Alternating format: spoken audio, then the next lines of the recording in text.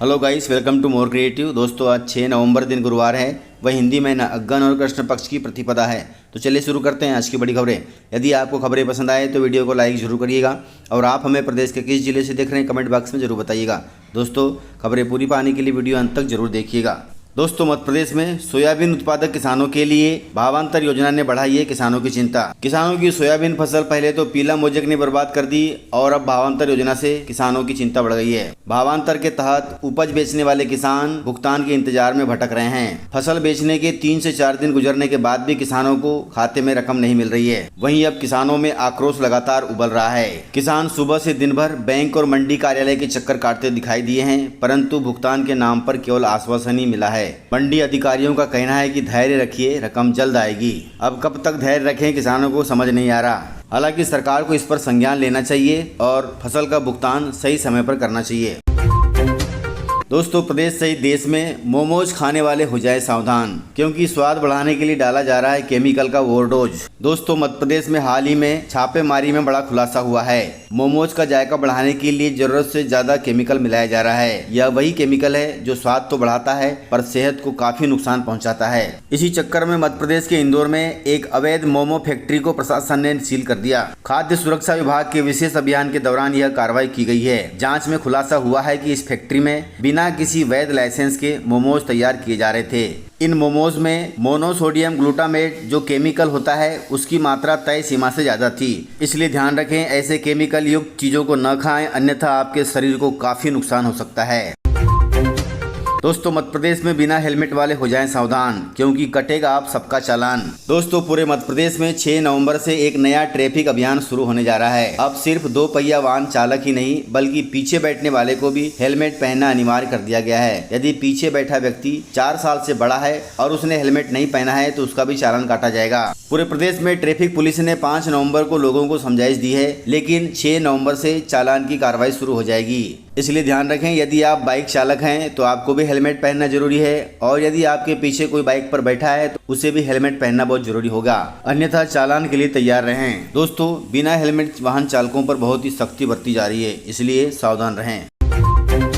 दोस्तों, बड़ी खुशी की बात है कि बंद पड़े बैंक खातों से जमा राशि वापस कराएगा आरबीआई। प्रदेश सहित पूरे देश में भारतीय रिजर्व बैंक सालों से बंद पड़े खातों से जमा राशि वापस पाने का मौका दे रही है। लेन देन न करने की वजह से 2 से 10 साल के बीच बंद या निष्क्रिय पड़े खातों से लोग अपने रुपए निकाल सकते हैं। इसके लिए खाता होल्डर और कानूनी वारिस दोनों ही योग्य होंगे। दोस्तों, आरबीआई का कहना है कि इस निष्क्रिय हो चुके खातों में अभी भी राशि जमा है। यह राशि अब निष्क्रिय खातों से रिजर्व बैंक के डीई फंड में सुरक्षित है। आरबीआई ने इसके लिए प्रदेश के सभी 55 जिलों में दिसंबर माह में विशेष कैंप लगाने की भी व्यवस्था की है। इसलिए जब भी दिसंबर महीने में कैंप लगता है तो आप उसमें जाएं और अपने बंद पड़े खातों से जमा राशि वापस निकाल लें और अपने काम में लें। दोस्तों, सर्दी का मौसम लग गया है। सर्दियों में बच्चों तथा बुजुर्गों को निमोनिया का खतरा ज्यादा है, इसलिए थोड़ा अलर्ट रहें। विशेषज्ञों के अनुसार ठंड के मौसम में बदलते तापमान के साथ बीमारियों का खतरा बढ़ जाता है। खासकर बच्चों तथा बुजुर्गों के लिए यह मौसम बेहद ही खतरनाक होता है। इनमें सबसे आम और गंभीर बीमारी है निमोनिया। हालांकि इस बीमारी पर थोड़ी सी सावधानी करके इस बीमारी से बचा जा सकता है। विशेषज्ञों का कहना है कि ठंडी हवा और तापमान में अचानक गिरावट के कारण श्वसन तंत्र की नलियां सिकुड़ जाती है, जिससे फेफड़ों में संक्रमण आसानी से हो जाता है और बच्चे तथा बुजुर्ग जिनकी रोग प्रतिरोधक क्षमता पहले से ही कमजोर होती है उनमें यह संक्रमण तेजी से फैलता है। डॉक्टरों के अनुसार शुरुआती लक्षण दिखते ही डॉक्टरों से परामर्श करें और इस खतरनाक बीमारी से निजात पाएं। दोस्तों, यदि ध्यान नहीं दिया जाए तो यह बीमारी जानलेवा भी हो सकती है। दोस्तों, मध्य प्रदेश में एक मुस्लिम महिला ने अपनाया है सनातन धर्म। रुखसार बनी है वंशिका और उन्होंने सनातनी से किया है विवाह। मामला धार जिले का है। धार जिले की रुखसार ने मंगलवार को महादेवगढ़ मंदिर में सनातन धर्म अपनाते हुए वंशिका बनकर वैदिक पद्धति से मुन्नेल के विशाल से विवाह कर लिया। विवाह के पश्चात श्री रामचरितमानस को सिर पर रखकर अपने जीवन में धारण करने का संकल्प लिया है। वंशिका ने कहा कि बचपन से ही उनकी सनातन धर्म में रुचि थी एवं वह घर पर भी बिंदी लगाती थी और साड़ी पहनती थी। साथ में नवरात्र के समय वह माता जी के दर्शन भी करती थी। हालांकि उन्होंने बताया कि रुखसार की मां उनका विरोध करती थी कि तू पूरी तरह से हिंदू बन रही है। उसने स्वीकार किया कि मैं हिंदू बनूंगी, अगर कहीं और शादी की तो मैं मर जाऊंगी। 27 नवंबर को घरवालों ने शादी के लिए अपनी ही बिरादरी में डेट फिक्स कर दी थी, लेकिन रुखसार ने इस निकाह को मंजूर नहीं किया और उन्होंने अपने एक हिंदू मित्र विशाल राजपूत जो खंडवा से हैं उनसे शादी कर ली। शादी पूरे हिंदू रीति रिवाज के साथ हुई है। रुखसार ने अपना नाम बदलकर वंशिका कर लिया।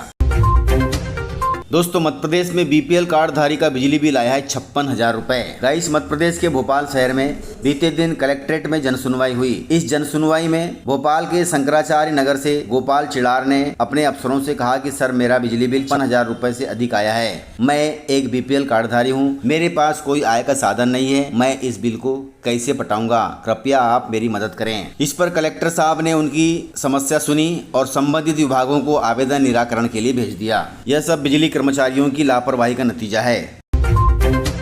दोस्तों मध्य प्रदेश के 7 जिलों में लंपी वायरस का खतरा बढ़ गया है। इसके लिए पशुपालन विभाग ने जारी किया है अलर्ट। दोस्तों मध्य प्रदेश के झाबुआ, रतलाम, बैतूल, बड़वानी, सिवनी, सागर एवं भोपाल जिलों से पशुओं में लंपी वायरस के मामले सामने आए हैं। इसकी पुष्टि भोपाल की पशु रोग प्रयोगशाला में हुई है। पुष्टि होने के बाद पशुपालन विभाग ने प्रदेश भर के लिए अलर्ट जारी किया है। जारी अलर्ट में पशुओं को टीका लगवाने और स्वस्थ पशुओं को बीमार से अलग रखने के निर्देश जारी किए गए हैं। वहीं संक्रमण से बचाव के लिए मुफ्त टीकाकरण अभियान चलाया जा रहा है। वहीं पशुपालकों को रोग से बचाव के संबंध में परामर्श भी दिया जा रहा है। दोस्तों आपके घर में भी यदि पशुओं को लंपी वायरस हो गया है तो आप अपने नजदीकी पशु चिकित्सक से संपर्क करें।